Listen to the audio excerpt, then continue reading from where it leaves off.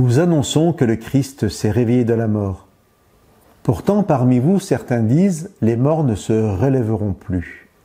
Comment peuvent-ils dire cela? Si les morts ne se relèvent plus, le Christ non plus ne s'est pas réveillé de la mort.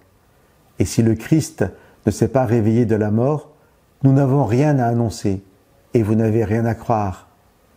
Si nous avons mis notre espérance dans le Christ pour cette vie seulement, nous sommes les plus malheureux de tous.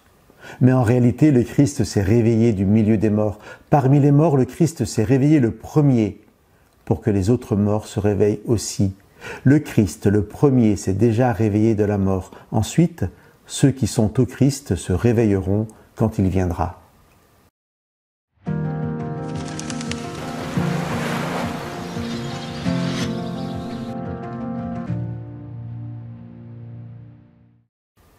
Au début du chapitre 2, Paul a déjà abordé le thème de la crucifixion.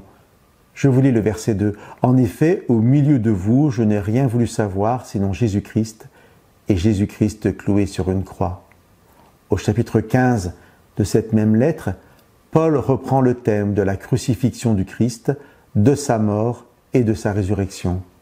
Car certains parmi les membres de l'Église doutaient que la résurrection des morts soit possible. Paul n'aspire à rien d'autre qu'à ce temps où Jésus reviendra. Paul sera réuni avec lui et nous aussi, nous pourrons voir Dieu face à face sur une terre régénérée, sans mort ni souffrance. Là est l'espérance et la joie du chrétien.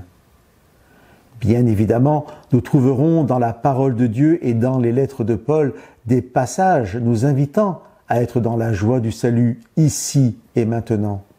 Ne serait-ce que par la parole du Christ qui dit aux disciples « Je suis avec vous tous les jours » et qui promet pendant son absence la présence de son Esprit Saint. Donc, notre joie est aussi dans l'ici et maintenant, même si Jésus n'est pas encore revenu pour nous réunir avec lui.